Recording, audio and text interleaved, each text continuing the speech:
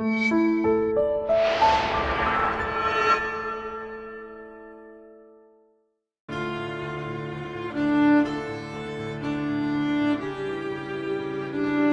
everyone, welcome once again to Batmania. I'm Captain Logan. And I'm Eric. And it is time to tackle Batman Year 1, the first of a couple of videos in a row of Frank Miller Batman material. It's really weird that these happen back to back, and I don't remember it that way, because there were other things in the interim that weren't just straight up Batman things. Yeah, it wasn't, they released Year 1, then Dark Knight Returns. There's something in between. There's at least a couple of... Well, and I think maybe Flashpoint Paradox is in there somewhere? I don't think so. I think that's what happens after Dark Knight Returns. Is it? Because I want to say for a couple of movies in a row, they do their own stuff. Like, I think it's like Flashpoint, Son of Batman, or like Flashpoint, Justice League War, Son of Batman, maybe Throne of Atlantis. I forget. We'd have to go back and look at the list, and I don't know the history of this real well, and frankly, Yeah. Like, I don't really feel like I need to know that. It's just not that it's weird to sort of follow a continuity that's like doesn't even hardly entirely feel like a continuity, that you don't talk to a lot of people about, that are like real invested in this continuity, but then when you talk about it, you're constantly going, when did this come out? And what was this? And what was involved? And it's weird when you have to just talk about things that you're totally uninvested in. So anyway, but this is the only way in which I think you would end up talking about these two things back to back, unless you were just, I guess, doing a Frank Miller marathon. Yeah. But I didn't realize that it was gonna. That could be fun. There's a lot there. That's true. I don't know if you could, at least 10. You can do a whole mania out of it. That wouldn't be long enough. But yeah, just to do a marathon. Yeah. Of. Especially if you include Frank RoboCop Miller. 2 and 3. Oh yeah, of Frank Miller adapted things. Yeah. And you have good things and bad things. Yeah. You get the Spirit in there, and you'd have the Sin City movies would be in there, and 300 would be in there. And, yeah. But then the 300 sequel would be in there, and yeah, no, that would be really interesting. Maybe one of these days, just for the heck of it. Yeah. That would be fun. That could be fun. But anyway, so Sarah would love it. Yeah, Sarah would love that. We should do that just for Sarah. We'll spring it on her. We'll be like, this is what we're doing for this weekend. Strap in. Today we're doing Batman Year 1, which is a comic that I've always loved, but a movie that I was not super impressed with, and one of the most interesting experiences that I've ever had with an adaptation of something, because it's not really an adaptation. It's played far too straight. It's too faithful in its way, or at least that's what I remember, although it'll be interesting to reassess it. Because you just reread the book. Because I just reread the book, and I have not watched this since you and I reviewed it back when it came out. I have not either. And I've always been lukewarm on the book. It's always been one of the Frank Miller works I've not liked as much. But I haven't gone back to it since that movie came out the first time, which was, what, 2011? 2010? Yeah. It's been over 5 years. I'm a completely different person now. Like I might like the book a lot more now. Yeah, and I have some reservations about the book, but it's one of I would say it's one of my favorite Frank Miller works. I think. I mean, it's a little bit more straightforward than his average thing. I think he's hearkening back to his Daredevil days, tonally. And well, and I love his Daredevil. Kelly, who this is what they do after Born Again. Yeah, it's the same artist as Born Again. I like the art a lot. I always thought it was night and day. Like, I was just looking through it while we were setting things up, and I was like, oh, I've always thought this book looked kind of bland and, like, really inferior to Mazzucchelli's work on Born Again. And then flipping through, I'm like, oh, this is a gorgeous book. Yeah. This is a beautiful book. Yeah. It made my artistic sense really wraps up. And also, and I may bring this up a little bit as we're watching it, but Eric and I recently reviewed Long Halloween, and I think this reads better after rereading Long Halloween and having a lot of issues with that book, because I had kind of forgotten about all the things that Loeb was going back to from Year 1 with that. All the Catwoman stuff. Well, and a lot of the crime boss stuff, because a lot of the players are the same. And he's clearly looking at this book when he's writing that. Yeah, well, he wrote it as a sequel to it. Like, that was an intentional choice. Yeah, and I guess I didn't realize that. But but again, because Long Halloween is often kind of thought of as one of, like, the big 3 Batman books, and I would say this, at least at one time, was thought of as at least one of the big 5 or 6. I think it still is. I think there's a lot of people who read Long Halloween who assumed that he made up a lot of those characters, that like, Falcone is a Jeff Loeb character. And Year 1's kind of the dark horse, where, like... Flash is a Jeff Loeb character, you know, well, no, Flash isn't in that, what am I talking about? But some of those other... I feel like every time someone talks about Batman, specifically Frank Miller Batman, it's like, I know I'm in the minority, but I like Year 1 when Dark Knight Returns. I'm like, I feel like I hear more people say that than I hear the other way at this point. I feel like At least These critically, really? yeah, I think critically, Year One is kind of the one that's more the critical darling. Interesting. I don't know. I guess it's just A lot of people go back to Dark Knight yeah. Returns and have issue with the politics and things like that. I don't think it's dated well. It's hyper masculine, and there's all the things that people don't like about Frank Miller are present in Dark Knight Returns. Not so much. And all the timeless stuff that makes Dark Knight work is in this book. So anyway, let's go ahead and get into Year One, and it's going to be difficult. You know, kind of like when I did a rewind on Watchmen. It's hard not to just like. And of course, we're just doing a mania and watching the movie and talking about it while we're watching it. But it's hard not to just kind of review the book when you're looking at this, because it's just a direct translation. It's gonna be really weird. Except for artistically, because as I recall, this is real not great looking. I remember being okay with it. I remember it being like real par. I remember it not being lit. Oh, okay. And like that book's all about shadows and light.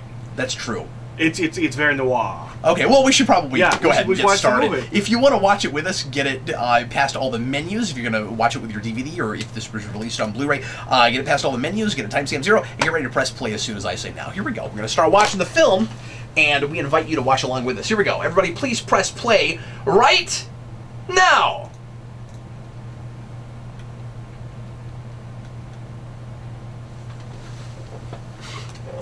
So, do you think of Year One, the book, as one of these things that maybe stands alone okay, but shouldn't be canon? Or yes. Do you like that it's canonical? One of my biggest issues with Year One has always been, it's too grounded, and I don't believe that world ever becomes a superhero world. It's so grounded and so gritty, it's really weird to think, like, and in 5 years, like, 70s Batman happens, or even like something like Nightfall seems so far away from that. It's interesting that you're saying that, because I would almost... This is horrible immediately. If that's true, I would... Yeah, that airplane move looked awful. No, I'm talking about the voiceover. Oh, yeah. I know you never cared for that. Oh, and it's really weird, because it's Mackenzie. Yeah, and he's Jim Gordon, of course, in Gotham, and he's just doing the same voice he does in that. Have you ever read The Man Who Laughs? And his voiceovers have never been great. No. On the other hand, he should be... Bryan Cranston should be James Gordon in a live-action film. Yeah, and that's just genius casting. Yeah. But have I ever read The Man Who Laughs? Yeah, it's been a long time. You should read it soon, since you just read Year One, because it picks up immediately. It is, like, at the end of this, he's like, someone's poisoned the water. It picks up immediately and does that Joker story. Oh, I didn't realize that was a sequel to that. Yeah. That's exactly what that was doing. Yeah, it is supposed to be a direct sequel to that book. Interesting. Okay. Huh. So do you... okay, so let me go back to something you said a minute ago. Okay. If you're right that this feels too grounded, too much like what we later would think of as like the Nolan-type Batman, you can put that a little bit on Miller over DC for deciding it's canon, because Superman is mentioned in that book. Well, and it's supposed to be... It is a world that is the DC universe. And it's supposed to be canon. Even when he makes it. Well, yeah, because Year One is written, it is the post-crisis origin for Batman. Okay. And remember, it happens in the Batman comics. It is not a miniseries. Yeah, I knew that. No, it is very much written to be the new... But I just didn't remember what exactly his intention Batman was with it. Because, see, I get all mixed up with this because I talk to Frank Miller fans like you who think of all of Frank Miller's stuff as being kind of in one canon. Because he says it all is. Which is weird. Year One moves back and forth on my shelf, because I have, like, the Frank Miller books, and then I have the standard Batman canon, and it kind of moves back and forth. Oh, I guess at this point I should really put 0 year there, because it's technically the canon origin for Batman. So, structurally, this is a thing that works really well on the page that doesn't work as well in a film. I'm going to get annoying because I'm going to say that like 50 times. I think if I were going to adapt this, I would stay more with Gordon or more with Batman, or at the very least I would give them equal time and I would never cut away from either of them. I wouldn't do the stuff the book does, where you and that Miller likes to do a lot, where you cut to like news anchors and things like that. I would drop all that out. I think. Would you? In adapting it, yeah, or put it like in a TV in the background where one of them is watching it, but I wouldn't just cut to it.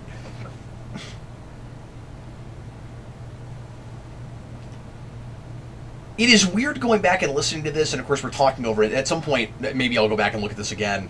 Boy, they've kind of tried to make him look like Cranston in the face a little bit. I think that's interesting. Or maybe they haven't, and it just... I know he's Cranston, so it's easy to see him, that actor in that face. But anyway, I didn't know either of these actors, really, when I first watched this.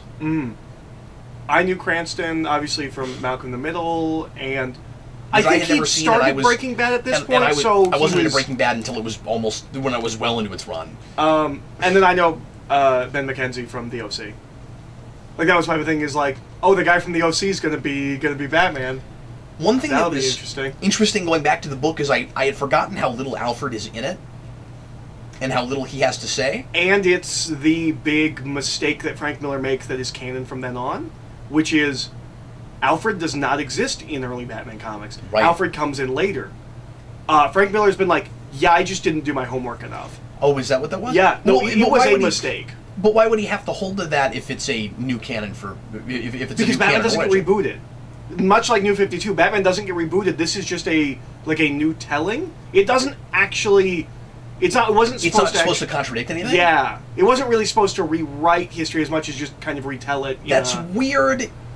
Because I don't know if I buy certain versions of Catwoman ever having been a prostitute. I think he maybe took too big of a luxury in that if this wasn't going to be either a straight-on reboot or an out-of-continuity thing. I think he does write this while it's written for continuity. I do think in the back of his head is this Batman will end up as Dark Knight Returns. And I think Catwoman's a big part of that because she's running an escort service in Dark Knight Returns, and I think he's setting up and paying off in his two works. So Flash in the comic is obviously really bullyish and bulkish. I don't think of him as exactly a like Back to the Future bully type, and that's kind of the voice here. He's kind of got a Biff design. That's fair. So I guess I could see that choice. I could see thinking that. CG cars. So yeah, everything about this is really stiff. Yeah. Like there's nothing wrong with the character models, but it's not dark enough. Like this film is already way too bright. And I'm complaining mostly about the way it's paced, but yeah. And just the way it's acted, like everything is too understated for a moving visual piece, right? I would think when you are casting Bruce Wayne for this material, knowing that you're gonna keep the voiceover, that would be a top priority. Is can they read voiceover? Yeah. He sounds bored and falling asleep in the opening of this movie. No, it needs to almost sound like a Purple Prose thing. I mean, you don't want to go too far with that. It's not Dark Knight Returns. It's not Sin City in that way, but it needs to be more dramatic. And Miller dialogue does have the issue of some people can wrap their mouth around saying that, and some people can't. And you see that in Sin City. Some people can make that dialogue work a little bit better than other people. But it's more, it's less over the top in this book. You know what I mean? Like even the voiceover stuff is less Purple Prose. It's much closer to like his Born Again writing. Yeah, absolutely. So it shouldn't be that hard, I wouldn't think. I mean, sorry, Ben McKenzie, but you weren't the guy for this. No. And don't get me wrong, I have loved him in some of Gotham, but he wasn't right for this. He wouldn't have been right for Gordon in this either. No. And also, this isn't that young of a Gordon. Like, it's a younger Gordon, but he's not... He's like mid-30s, 25. Yeah. I'd say he's pushing 40. Well, and also in the book, I think that's actually kind of discussed. They're having a kid real late. Okay. If memory serves. Okay. There's a whole thing thematically in the book is that Gordon comes in on a train, like because they're parallel they're parallel characters, parallel stories. Gordon comes on a train into under the ground level of Gotham, and Bruce comes in a plane looking over all of it. Right. And there's a lot of stuff like that in the book that I think works better when you're looking at the pages next to each other than it does cutting from one scene to another. When we were talking about it, that's a place where I think they actually don't do much of the voiceover, where they're not talking about that stuff. I mean, he's talking as the plane goes. Is he? Yeah. Yeah, because that's the first moment when I was watching this movie, and just now where I'm like, oh, he's bad. He's really bad. Yeah, and is part of the problem... Again, I'm just trying to remember, because I haven't watched this forever. Is part of the problem that they have Gordon constantly doing a voiceover, but they don't have Bruce do his as often? No, I think they do both. Do they do both? And of course Bryan Cranston does well. Bryan Cranston should read audiobooks. Like, yeah, he should. He does it really well. I bet he has. I bet we'll go back. Somebody will be like, no, he has, and you should listen to them. They're wonderful. If Bryan Cranston's done any audiobooks, let me know. Yeah, any audiobooks. So one thing I would love to know from the audience, please leave comments and tell me if you are someone who has not read the material and only ever watched this. Did you find it compelling, and did you enjoy it? Because it watches to me, as someone who admittedly has read the book right before both times watching it. It's a quick read. I went ahead and read it again yesterday, just before doing this. It watches to me like something that you weirdly would have to read the book to appreciate, even though it's played really straight and it's pretty much everything that's in the book. I just don't feel like it's presented real well to the uninitiated, and it's not because it's leaving things out. I will say, I think you're going to find a small minority of our viewers that will have watched this film and not read the book. Yeah, like it's that's it's fair. One of the seminal Batman works. Yeah, that's a good point. But I would love to know I would love to find someone who did and was like really impressed with this, because to its credit, part of the reason you play it like this, I just feel like it could have been handled better. But part of the reason you'd play it like this is to deliver this to an audience that you know will never read the book. And they're trying to be so faithful to make sure that if you've watched this, you have read year one. The problem is, year one as a book, it's meant to be read. There are comics I've read that could be done almost sort of exactly the same way in any sort of medium. And I don't mean to say that it's not even cinematic. Like, Frank Miller, with a lot of his work, is putting together, so whether he's drawing it or having somebody else draw it, is putting together a thing that looks like storyboards and you could take it right to screen. It's difficult for me to put my finger on exactly what it is about this. I think it's the pacing. That works great, and I think it's the yeah. I don't think it's cinematic pacing. I think it's comic book pacing. And I don't mean that in like a disparaging way, like, it knows how to utilize the comic book medium to tell a story in a certain way. This isn't using score to drive it in any way. It almost doesn't think it matters who's reading the dialogue. Yeah, it's almost like the idea is like, well, the material's so good, like, of course it's going to be great. This is lit weird. This looks like, the lighting in this scene, to me, looks like when Scooby-Doo characters go to the carnival. Oh, that's funny. This isn't what this scene should look like. I mean, the colors are all right. I don't know. They're wrong to me. Nothing is dark enough in this movie. I agree with that.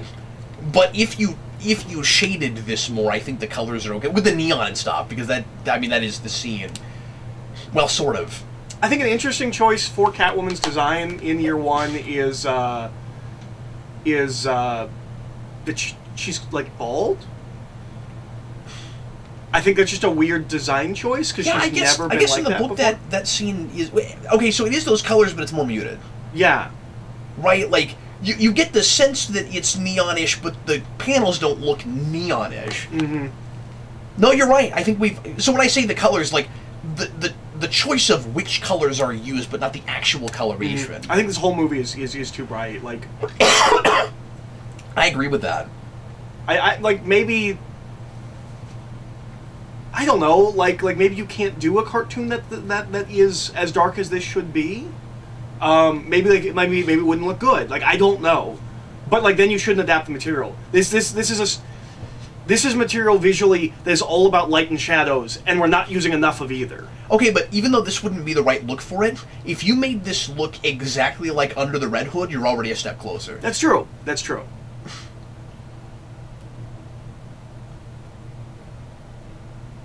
I also think they may have learned their lesson in this, and that might be why there's no voiceover in Dark Knight Returns. Yeah.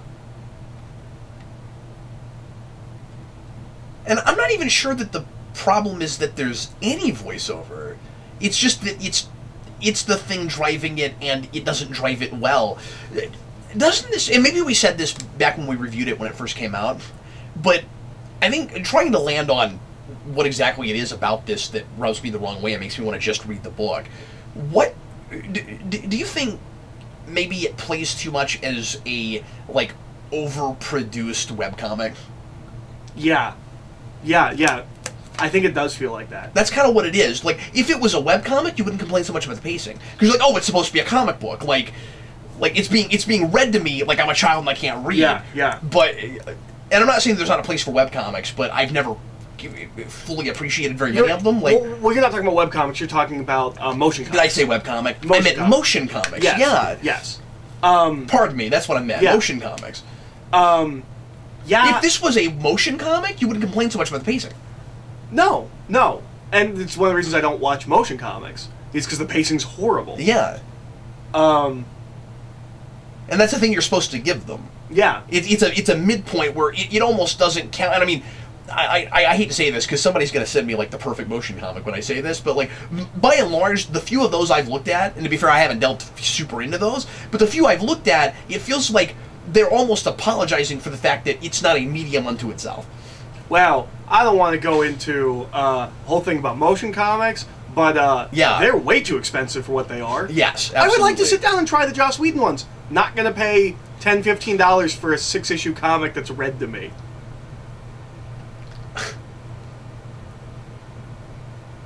So it is weird. This feels really fast, right? Does this happen this early in the book? I think so. Yeah, actually. Because I like, it's weird.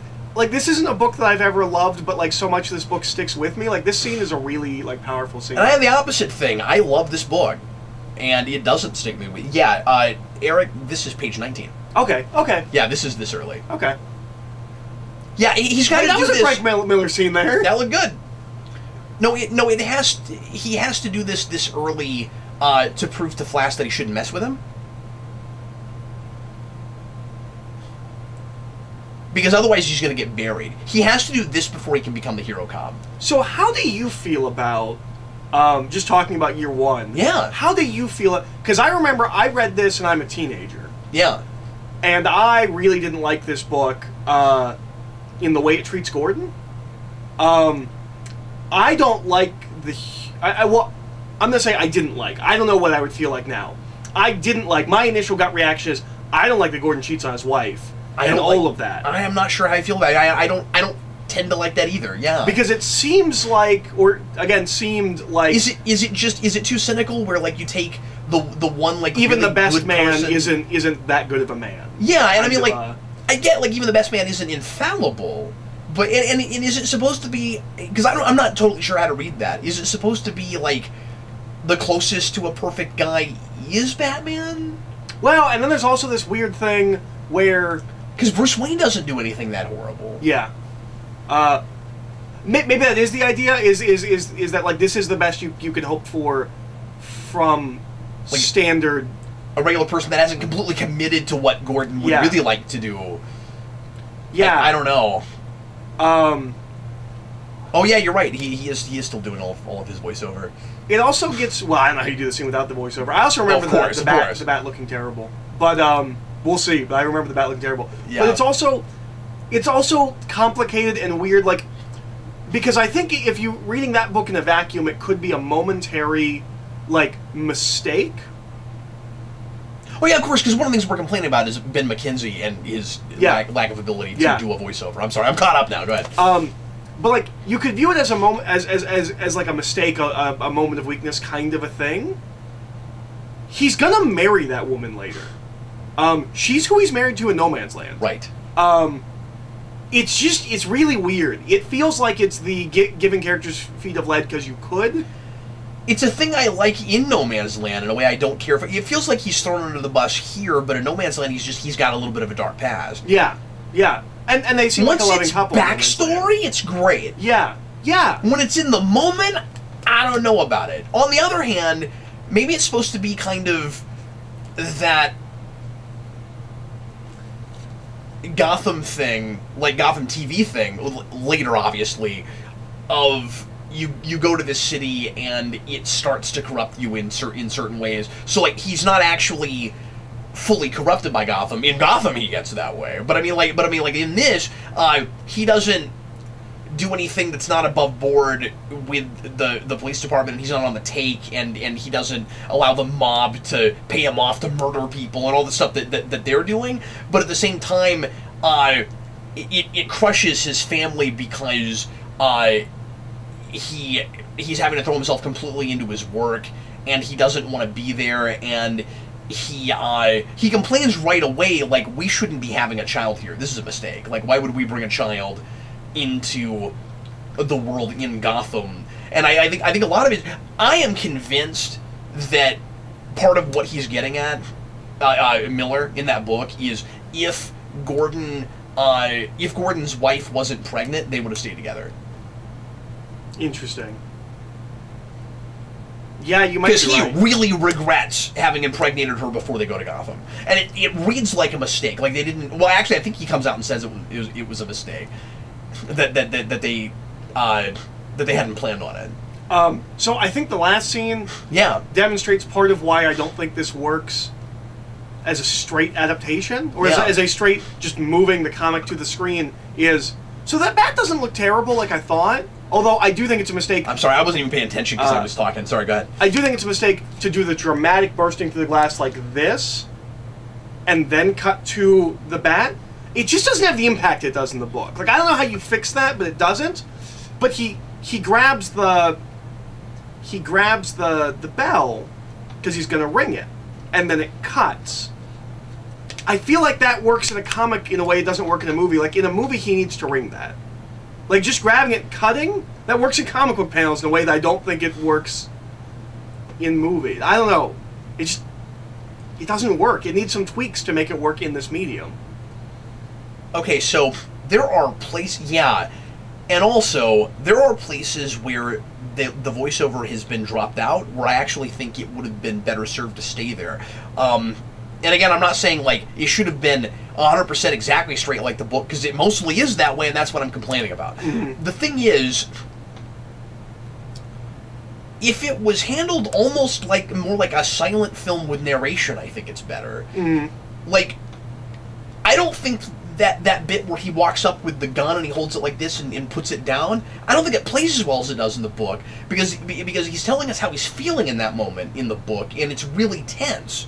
There's a lot of tension in that scene. Mm-hmm. And he says he, like, holds it out like a piece of meat, or so I forget what exactly it is he says, but, like, I kind of actually missed that line. And again, I know what he's feeling and what's going on in that scene because I read the book.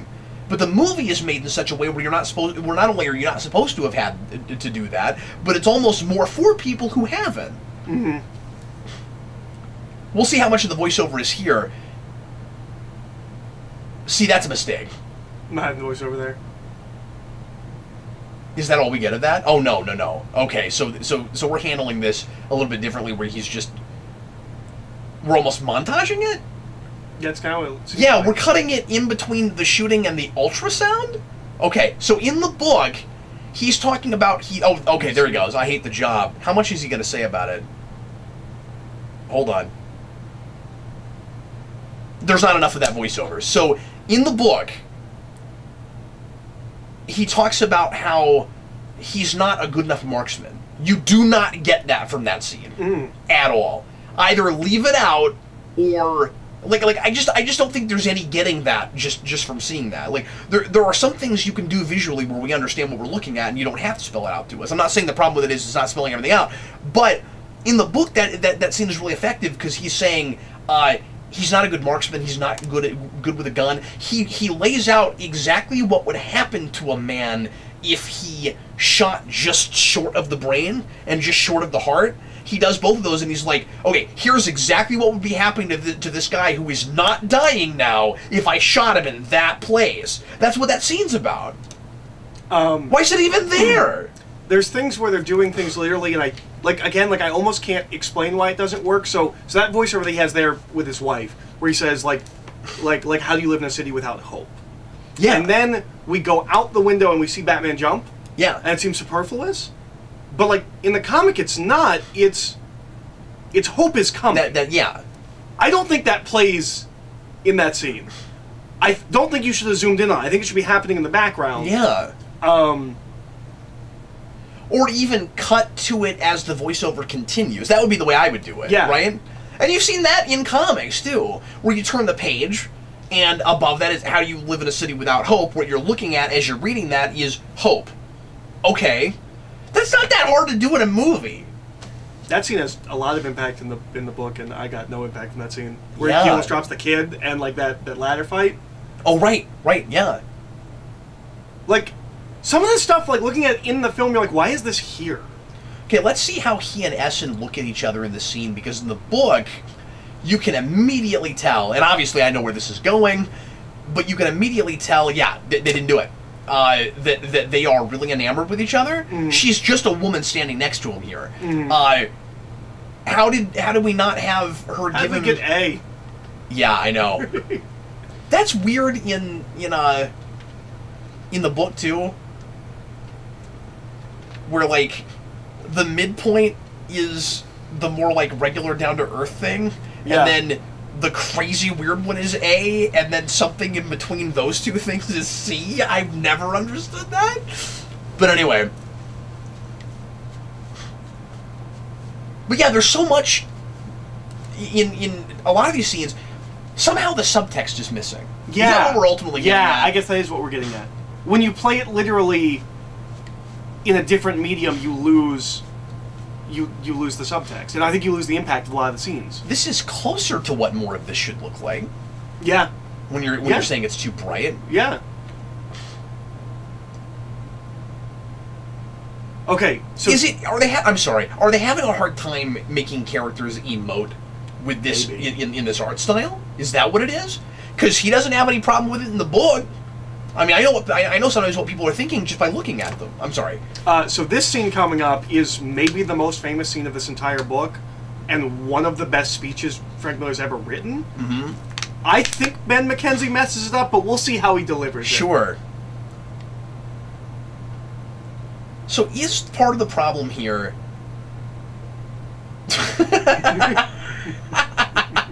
You know who he reminds me of? He's the old guy from Freakazoid. Yeah. Is the problem here that the people making this movie have too much reverence for the material or not enough? I think it's probably too much. That it's obligatory, and that it's Frank Miller, so we have to do it exactly like what's on the page. Because of course, when we get back to tomorrow. When we get back here tomorrow, we are not going to see that same problem with Dark Knight Returns. Mm-hmm. Yeah, they're able to change a couple of things and make it work more in the visual medium. Whereas here, but also it has so much energy and it comes alive and it has a world that's all its own. Yeah, and it feels like they wanted to make it. This doesn't really feel like they wanted to. It feels like somebody was like, "Well, you've got to do Dark." But that's why I'm asking that question, because just a minute ago you said the problem is they have too much reference. I don't know. I mean, I'd imagine, like, why else do maybe it? Like, reverence for the man before the piece? Maybe? Or maybe it's that they... or they just didn't know how to translate it. Oh, I just want to hear his speeches. It sounds like me doing this. It's a little laughable, I gotta say. It just doesn't pop. It's not inspiring... fear or anything, yeah.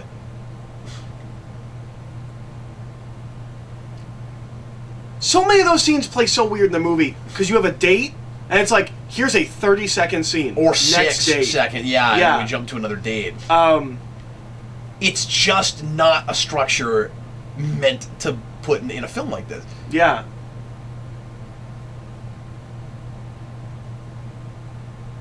This is just... I could have done this voiceover, like... It's a little, pedestrian? Yeah. It's like he doesn't know... And like, voice acting and physical acting are two different skill sets. They are not the same. We've all seen so many movies where it's like, we got, you know, a bunch of these celebrities to do the voices for our characters, and they don't know how to do it as well as the people who it's their job to voice act. And I think that's what Ben McKenzie has.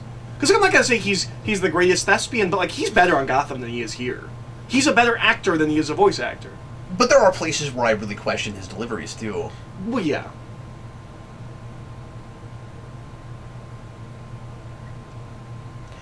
And I don't know why, and maybe I'm nitpicking when I say this. There are just bits of this, and maybe this was just not the most adaptable thing. Maybe we shouldn't have made this a movie. But, and I'll talk about that in a minute, because I thought this was a great idea when it was announced. For some reason, guy tied naked, laying down, talking to his men when they walk in, without screaming at them to hurry up and untie him, works on the page in a way it didn't work there. I don't know why, but here I'm going... This doesn't seem like what this guy would be doing. But it's done in like one panel in the book, and it works okay. Okay, so here's what it is. This is the thing that Frank Miller always talks about, is that the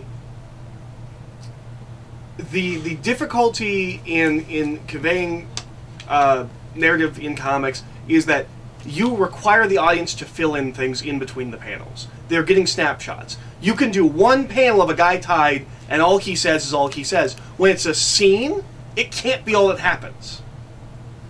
Because you're not filling in anything else around it. You're not looking at a snippet, you are looking at the men walking, like you see the whole thing. It's the whole scene. Yeah. That wouldn't be the whole scene. Yeah. More stuff would happen. I would have continued that scene and had him be like, maybe it would be too comedic of a beat, but I would have a beat, and then I would have him go, all right, well, hurry up and untie me, you know. So, something I had forgotten about this book when I went back and looked at it is, and I don't know how much of that is in this, is they're thinking that, at first, that Dent is Batman. Mm-hmm. And then he's got an alibi, but Bruce doesn't. I had forgotten that that's where that whole thing in Dark Knight came from. Oh, yeah. Because that is definitely where that comes from. Yeah. By the end of this book, Gordon has no reason really not to continue to suspect that Bruce Wayne is Batman. And I don't know if what Miller was getting at back then was, this is our explanation for the Gordon that knows who it is but never asks questions, or if we had even thought of that yet. No. That's in the ending of the book, where he intentionally says, like, I don't have my glasses on, like, I can't see you. Oh, that's right. It's the it's the and we play that beat again in No Man's Land on the roof when he takes his mask off. He's like, I don't want to know. I think that's what he's... But the problem with this to No Man's Land is, in No Man's Land, they're still up to that point kind of a question of whether or not he really knows, or if he like he doesn't want to know, and he has his suspicions. This is more than suspicions. With this book, he's known since the beginning. But I think he just doesn't think about it. After the end of this book, he's like, maybe I'm right, but I don't want to know. That's weird, though, because it's so obvious that's who it has to be, is the problem. It would at that point just be something you know. Now, not caring about it is another thing. Which is what I think he gets at the end of the book. Yeah. I'm not going to confirm this. I'm pretty sure I'm not going to confirm it. Yeah. My glasses are off. I can't see. Yeah, I can't. Sure. I can't know for sure. And then this scene is almost directly put into Begins. Yes. With when the cops go in and he's got Rachel in Arkham. Yep. And then he calls the bats. Which is the kind of stuff that, like, really works in those first two movies of, like, here's almost a whole sequence from one of the most celebrated Batman comics ever. In an entirely different context. Yeah, yeah. Because year one is obviously such an influence on Begins. Does it not feel like, and this might be the case, because I know, animated movies are made like this, it almost feels like entirely different animators are making some of these scenes, like, or even designing them. Like, I actually like what this stuff looks like quite a bit now. This looks quite good. But it doesn't look like the rest of the movie. It's almost like there's certain scenes that we wanted to make, and other scenes that were just obligatory, or we just got the B team for certain bits. Unfortunately, it seems like the B team did most of the movie. The whole movie should look like this. Yeah. Yeah, look at that. Look at the shadows. Well, and that real quick bit, did you see it, where you see the light coming in through the blinds with the silhouette. That was killer. Like, that looks amazing. But you blink and you miss it. It's hardly on screen for any amount of time. This is also one of those things where we kind of... Because we don't do celebrity stunt casting exactly in these films as much as we do, like, geek celebrity stunt casting. Did it have to be Eliza Dushku? She's barely in this story. Yeah. Like, why get her for this? I don't know. The way her kid sidekick talks is also a thing that works on the page that is really difficult to go to screen with. And Miller does so much of that kind of stuff, right? Yeah, the mutants in Dark Knight Returns. The mutants are like that. I thought of that. Slice and dice, man. Slice and dice. And there's stuff in Sin City like that, too. And so I find myself going, I don't know, maybe you just have to write them differently. Yeah, I think there's certainly stuff in Miller that needs to be translate. tweaked to be spoken. Uh-huh. He just knows the medium he's working in. He's not trying to make it adaptable. Yeah. You know, we call Watchmen the unfilmable graphic novel, which has now been filmed and will be again, and then probably again. Well, it's going to be at least filmed and adapted into a two-part movie. If both of those things actually happen, yeah, the two-part animated... I forgot that was two-part. The two-part animated movie, and then I would think. What, Showtime or HBO, I forget. Yeah, it's one of them. You're doing a live-action thing. But anyway, you know, we talk about that with Watchmen. I think a major case could be made for everything Miller has ever done, except Sin City worked. And 300 worked. Yeah. No, Miller has a way better track record than Alan Moore as it comes to adapting, which is weird because I would think in some ways he's less adaptable. Yeah, me too. And I imagine if they ever get around to actually making Ronin, which has been in and out of production for the past 2 decades, I imagine it will also work.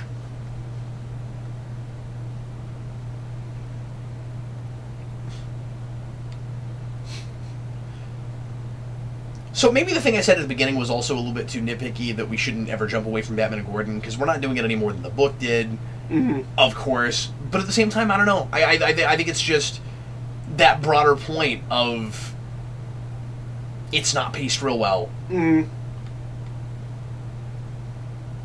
It feels like it's simultaneously too slow and too fast.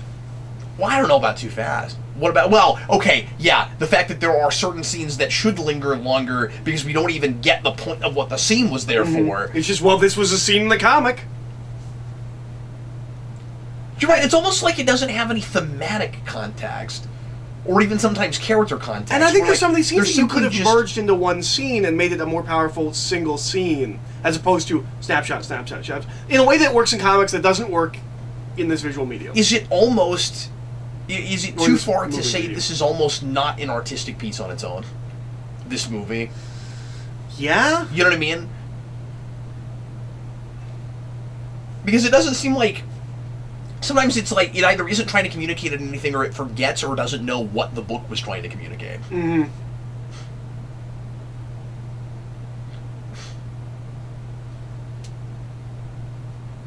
You sound real worried about that. I don't know how necessary that was. Like, there's just certain bits of internal monologue that I feel like I need in the book that I don't know if I need here, but then stuff they leave out that informs the subtext of the entire scene. It's like we're just concerned about plot, but this is not a plot-driven book. This is very much not a plot-driven book. Yeah, it almost doesn't have a plot. It's almost just the character arcs of the two guys. I would make the case that it's kind of a couple of vignettes. Kind of. But, like, well interconnected, you know? Like, in and out of each other. You could almost take... Okay, I'll say this. You could almost take the Gordon story and make it a separate story, and the Batman story, make it a separate story, and then see where they go in and out without putting them together in sequence. And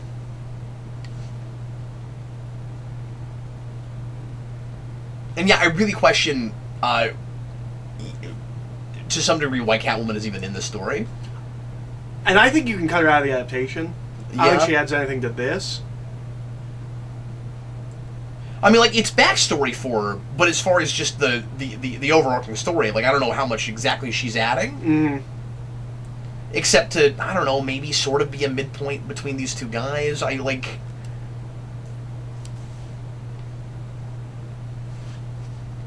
looked like he went through that wall. Yes. Oh, he did go through that wall. He went through that wall, yep.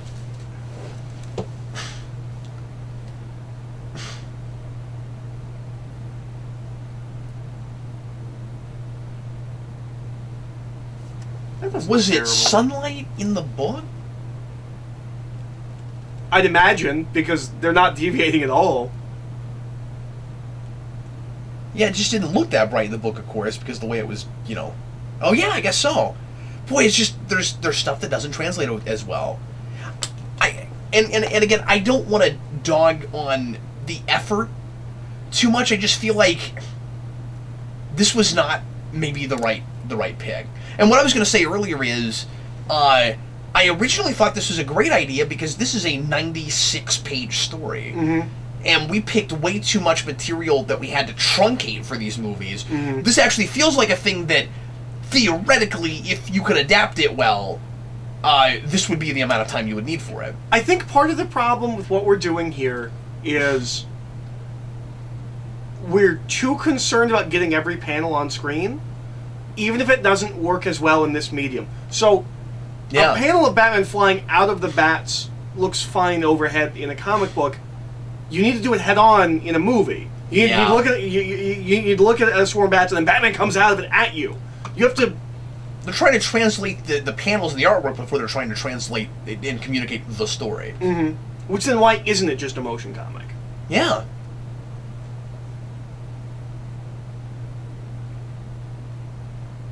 This would almost be better if it was in panels. Mm-hmm. Even if they were all moving all the time. Just Ang Lee Hulk this movie.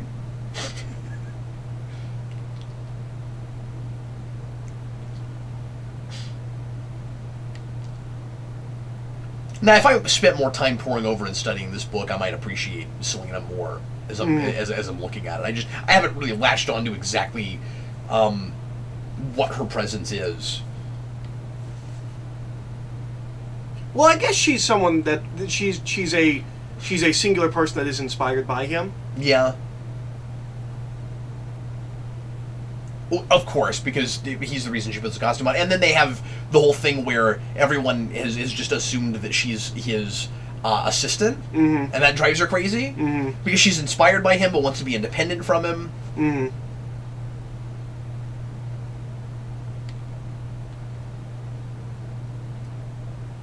Is it just me, or does this feel like it's kind of coming out of nowhere? Yeah. In this piece. Yeah. You know why? Because we didn't get that look we should have gotten earlier, and he's not talking at all about how he feels about her yet. Yeah, this is why she's here. It's because she represents the people being inspired by Batman. Yeah, and the people who come from that horrible dark world and can be redeemed, so that's somewhat of the optimism of the piece. I mean, I'm not saying that she is, like, totally redeemed or anything. She doesn't even have I think a full-blown character arc, really, mm-hmm. beyond just becoming Catwoman. Mm-hmm. I mean, she doesn't become a superhero in this, certainly.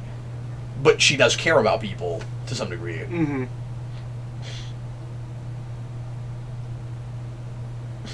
And I guess there's an interesting idea there in the two polar opposite places that Bruce and Selina come from, mm-hmm. the top and the bottom, but mm-hmm. they both sort of line up in a similar place. Mm-hmm. And it's Gotham that does it to both of them.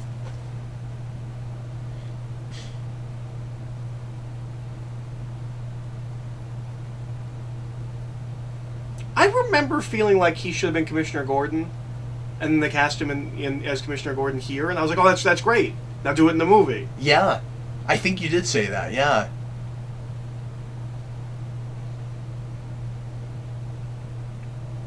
He'd still be a great Commissioner Gordon. Yep, even now. Well, and of course, the guy who played Gordon in Justice League, and I don't know if we'll ever get to see him again, but he's, I think, quite a bit older than Cranston. Yeah. Or at least a little bit older than Cranston. Yeah, I think so. He looks older. I don't know if he is older, but he looks older. Yeah. J.K. Simmons. So, yeah, I mean, if Simmons can get away with it, but no one will ever be able to explain to me why he had to bulk up for that role. He was like, oh, I had to work out so much to do this role. And he's wearing a trench coat the whole time. We don't know about the, 80% of that movie that's missing. Yeah. Maybe he's got whole action scenes we didn't get to see. He talked like he wasn't in very much of it. Maybe he was in a little bit more. It just started! This isn't a 9-page movie. Oh, no, I'm calling her Sarah now. Yeah, well, we missed all the other internal monologue that you had leading up to that line. Because earlier he's talking about her in the book, and he's saying S and And then it turns into Sarah, and he goes, oh crap, now I'm calling her Sarah. That's not good, I'm too familiar. And so then it does feel truncated in its way, right? Mm-hmm. Where it's like, okay, if we had another 10 or 15 minutes, they would have put more of that internal monologue there, mm-hmm. and it could have been completely directly translated. And even though the pacing would be too slow, we would at least be more emotionally invested in these people, because they all just feel really stiff because they're translating from a pretty understated book. Mm-hmm. That works on the page, it doesn't work here. Yeah. In a way, it doesn't work here. I don't mean to keep spinning my wheels and saying the same things over and over again, but that is ultimately, you know, the big issue with this. And it's not real fun to comment on a lot of things that we're seeing in this. She said damn it, Jim. I know, on the page I was laughing at that. And we damn it, Jim. And we know that Miller's a Star Trek guy to some degree. Oh, yeah. At least in the original. Yeah. Because actually Star Trek references come up quite a bit. Like Star Trek.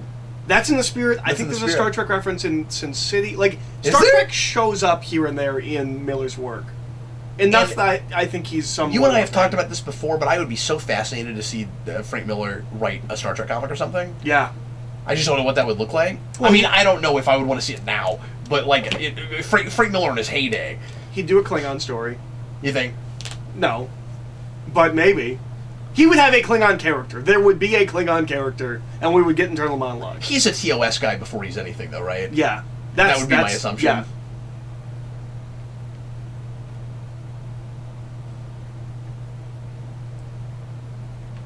I was going to say that glass better break, because I don't know how it didn't break in the first place when you smashed his head.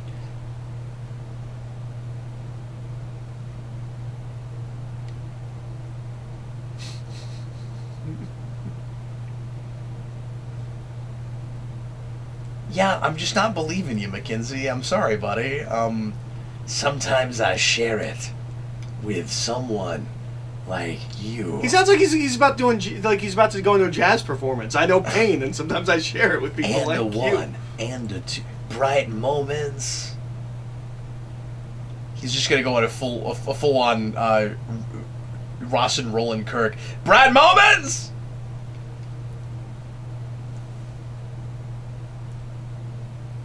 Do reporters think that people are going to talk to them in that situation? Or just like, hey. Sometimes they do. I guess so. I guess sometimes they do. They do get riled. That's why they do it. The camera. Yeah.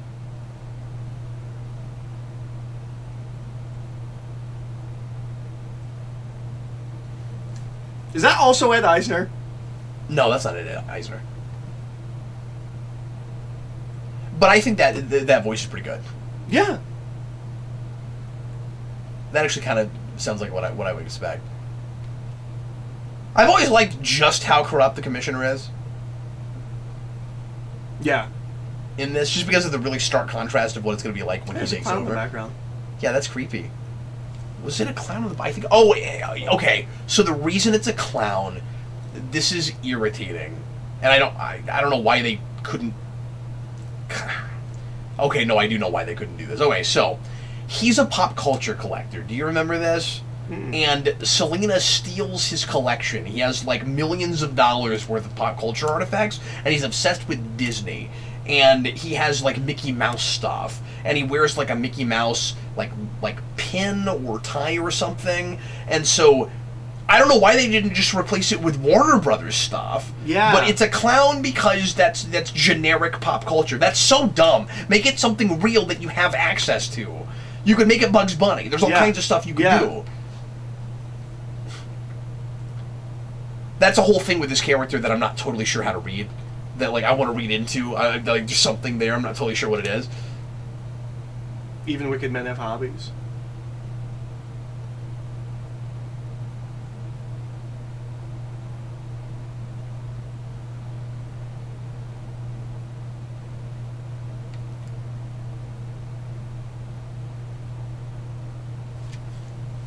Yeah, this is weird. So Mackenzie is like Bruce Wayne Playboy voice is like a young, like Mr. Howell or something from Gilligan's Island. Like, oh Alfred, be a dear. Is that how somebody ought to do Bruce Wayne? I don't know. That's weird.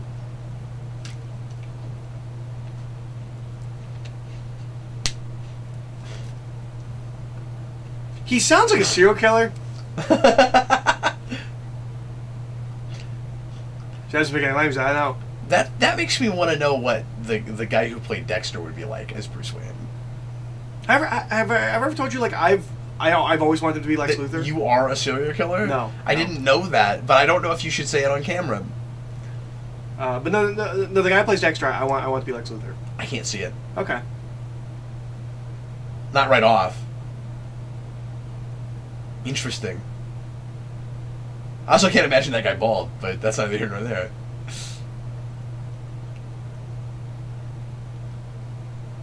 Or with a full red beard. And Bruce Wayne's just like, why'd he stop? What's happening? What's going on down there?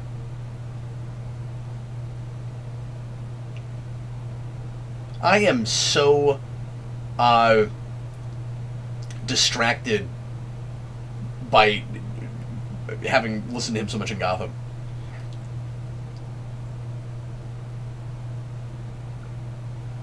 Meanwhile, I'm not hearing Cranston at all. I mean, like I am, but it's not. It's not taking you out. He's giving such a good performance; it doesn't take me out. Yeah. There's recognizing, and then there is like stunt casting. You know what I mean? Mm-hmm. And sometimes things are stunt cast, and the performance is great. But what I mean is, like, he doesn't sound like stunt casting. He's doing a job. Mm-hmm. And something he probably wanted to do. Yeah. Because he seems like... It's weird how perfect he is in a piece that seems to almost not understand the material. Now, I'm not saying the people who made this don't get the material. I'm saying that they are not communicating that to the screen. Mm-hmm. That is what I am saying. Well, it's already October 10th, Eric. How did we get all the way to October so very quickly? What does the clown tell us in this material? Is it supposed to be like Joker foreshadowing? Are we supposed to think he might be the Joker? But he's got like a teddy bear and like... Yeah, it's generic. No, that's the thing that doesn't stick with me from that book at all. I don't remember that at all. Yeah, it doesn't work. I had forgotten about that. Like, there's a lot of this book that's like seared into my brain, but that is not one of the things. What's seared into my brain from that guy is a single panel of him putting a like a mint in his mouth. Yes. If for some reason that panel sticks with me. There's something kind of creepy about it. See, they just mentioned the pop memorabilia. Isn't it because there's also a panel of yeah, that's Huckleberry Hound. Yeah. Although there's a similar panel in Born Again that Mazzucchelli does with Nuke putting a pill in his mouth, and I have the same. She just threw Elmer Fudd. Why in the background is it a clown? Maybe it was a clown in the book, but he should be like wearing something pop culture. You don't have any sense of that until they just mention it, and I don't know that it's even brought enough to the fore, really. Whatever. It's not the most important thing in the book, right? It's just wrong, and I don't like it. I don't like it. Well, it's just another thing we don't know how to communicate. It's an example of a larger problem, folks. You're a man now, Johnny. Plaguing you. I don't know. This is just the whole thing should play more noirish than it is. Like, there's no style to this movie. No. There's no sense of style. It doesn't have to look like that, but it needs to be more stylized than this. Because this book is all style. Okay, it is a clown. Okay. So never mind. But it's goofier looking in this.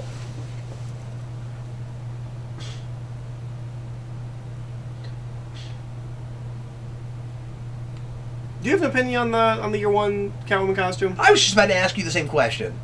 No. I like the simplicity of it. Yeah. I like it. It's like a good first costume. I do. I think it's pretty cool. I like the whiskers. I've always liked the Catwoman with whiskers and a tail. I don't think she has a tail. I think she's just got the whip. She does. Does she? Oh, she does have a tail. She does have a tail. And it's clearly what they're building the Catwoman costume in Long Halloween on. Yeah.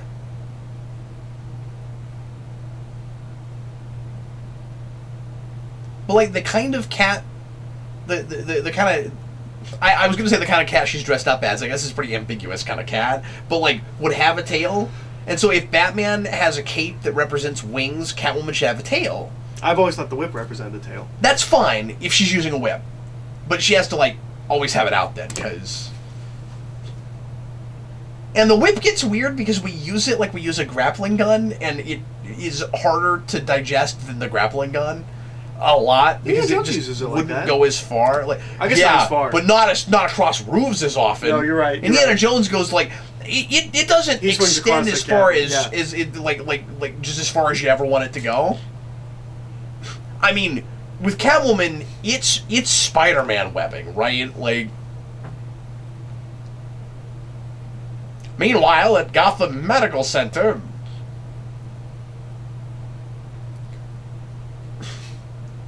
And then we cut to the next date. I guess I'm glad they got this out of their system before they did Dark Knight Returns. Maybe they wanted to do Dark Knight, and they were told, like, well, you gotta do this one first. I don't think there would have been that kind of mandate from on high. I like the sense I get, and I mean I'm not there. I don't know. The sense I get is that at least at this period, because I mean now they're able to do Teen Titans stuff without Justice League in the title, but at the time, my sense is they kind of had carte blanche about whatever the material they wanted to make, but it had to have Batman, Superman, or Justice League in the title to sell. Mm-hmm. Which is still weird to me. I don't know if there's a lot of studio because the third film was gonna be Teen Titans Use contract. Like, wow, we just didn't think it was a big enough property. Like, that show had just ended. Like, I think at that point in time that totally could have happened and would have sold fine. Now, interestingly, even though he cheats on his wife here, they can't break up at the end of this because Barbara Gordon's not born yet. Mm-hmm. But she's not always his daughter. Oftentimes she's his niece that's living with them. I'm pretty sure at this time in canon she was, though.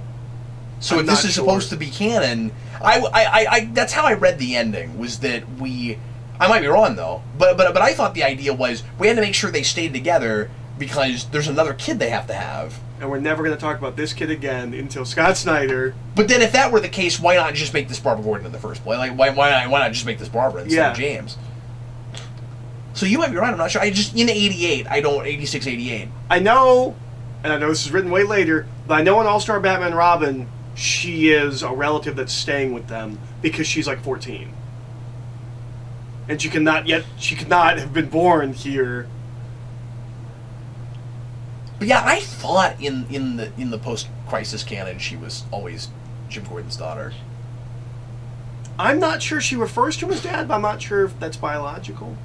I know I've read things where she's, and not just All-Star Batman Robin, like I know I've read things. Yeah, sure. Where I'm, of course, just so used to a Barbara that's always his daughter. It works better if it's his daughter. Yeah, of course. See, and that seems a payoff for him not being a good marksman. Yep. Which, honestly, I didn't even think about when I was reading it, but yes, of course. And then that's not even in the movie, really. We keep lighting his glasses like Frank Miller. We really like doing that. That's our big stylistic thing, is we do the you can't see his eyes. Yep. Which I don't think really means anything. Commissioner Gordon should be on a bike more often. Yeah.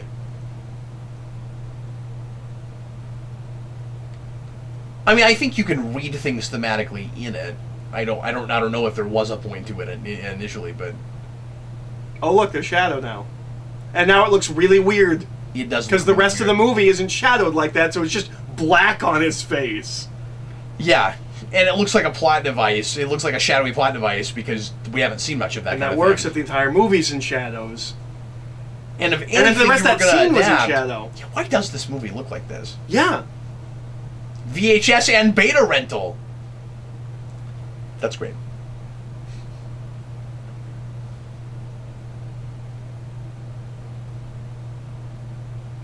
Run as fast as you can. You catch me. I'm Bruce Wayne. I'm Bruce Wayne! The score is so generic, and it seems like it's scared to take over too much, and so it just does this generic percussion stuff. It's chase music. Chase run, music, chase run, music, run, chase run, run, run, run, run, run, run, run, jump! And that's it. Yeah.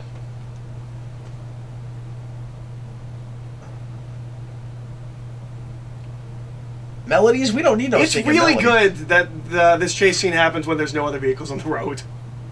Oh, there's a vehicle. There's one vehicle. There's one vehicle. Well, and the same thing was true earlier with Batman on a motorcycle. I'm not buying you can walk. Yeah. You can run up. Sorry, I didn't mean to steal your thunder. I just don't know if you can do that. And when we're finished here, we're gonna go test that out. We're gonna go find a bridge. We're just gonna try to run up one of the braces. Yeah, braces. Sure. I don't know bridge lingo. I wish my wife was here. She knows bridge lingo, and she's bridger. an architect. Would you call this a bridge over troubled waters? Are they arches? Is that what they are? Would arch? they call that on bridges, the things that go up over? Would that be the arch? Yeah, but these things they just hold it up. Well, but there's the what he starts running up is the thing that goes over all of that. It's oh, is what it? Those things are connected. Yes, to. that's true. Sure. So that might I think be you're right. That might be that face was weird. Oh. Somehow in animation, it still looks like a baby doll. Yeah. And that looks funny. It shouldn't, but it does. Got it. Yeah, it's unfortunate. Too much of this is just screaming. It's good because it's important. I was really hoping that maybe we would have a slightly different experience rewatching this just because it's been so many years. But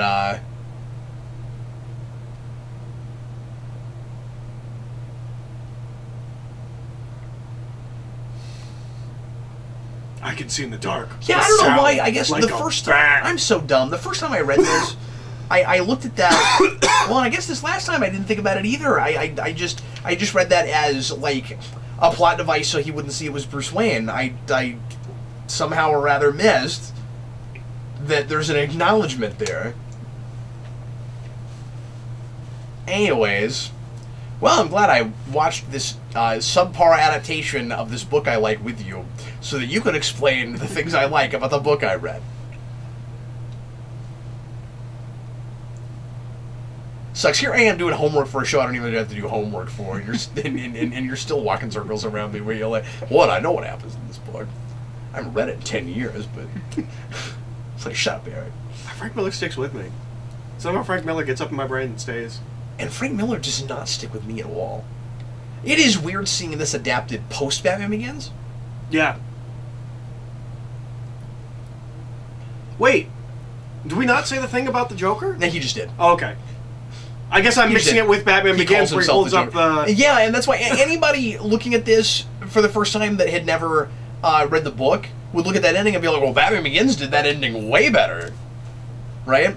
And look, here's all this moody, beautiful artwork that we didn't bother trying to adapt. That has aged really well. I mean, it's a really timeless book, I think. And there's that mint thing. Yeah. Okay, they also think that's a... Everybody remembers that panel. Yeah, like... It's just... It looks like it could have been... Oh, I forgot about that. It looks like it could have been drawn at any time. That's more that, like, geek stunt casting.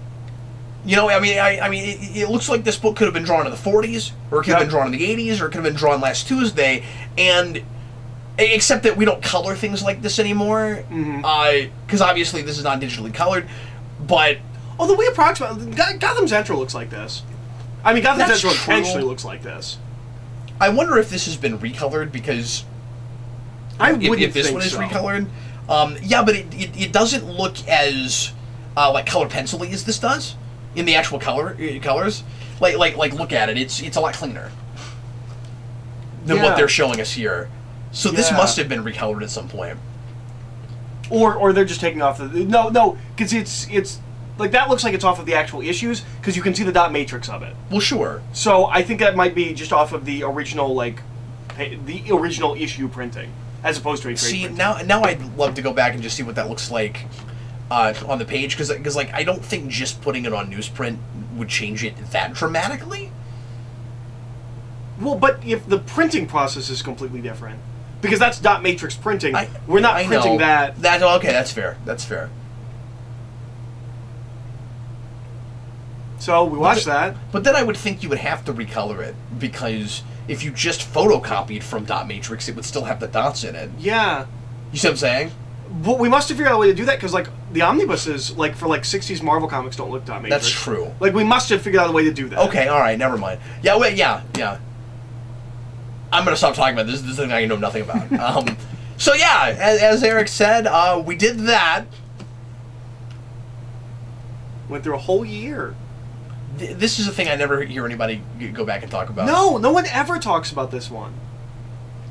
I also hear less people talking about Dark Knight Returns than I'd like, but... Because, man, it does come up. Everybody that I've talked to seems to really like it, but you're right, it doesn't come up much. I feel like normal outside people, I should hear about that all the time like I do Red Hood, where it's like, I saw this Batman movie, it's crazy, he's like 50 years old, he's punching guys. But I think that's so in the public consciousness now. Like, maybe that was just such a obligatory... See, you always say that. I'm not with you on that. And then the idea that, like, this is better regarded than Dark Knight Returns. Like, dude, people who don't read comics, that's one of the only books they've ever heard of. But I don't know if they know what happens in it. I don't know if they know it's about Batman when he's 50. I think they know that book exists and everyone loves it. Yeah. Yeah, maybe so. Well, anyway, that's going to be it for us today. Thanks a lot for watching, and we will see you again tomorrow or on Monday, whenever this drops, and we will tackle Dark Knight Returns. I'm looking forward to it. I should mention, in case you need to get your hands on it to watch it with us, that we are going to watch the full-blown single cut of both put together with no intermission or cut in between. So if you only have the two separate ones, it may be possible to stop in the middle and line up with this with the second one, but we would advise you, if you can get your hands on it... For Dark Knight Returns. I don't know if we actually said... For Dark Knight Returns, yeah. But if you can get your hands on it, I would, we would of course suggest that you get the cut that puts them both together as one big movie, which I think is the way to watch it. And I've never watched it that way. Or at least I assume that's the way to watch it. I haven't either, but it just makes so much sense that way, and it becomes like, I mean, it's already technically feature length, but it becomes really like theatrical feature length at that point. It's like 2 hours and 15 minutes or something. So anyway, thanks again for watching, folks. We sure appreciate it. We will see you again tomorrow. I am Captain Logan. And I'm Eric. See you, folks.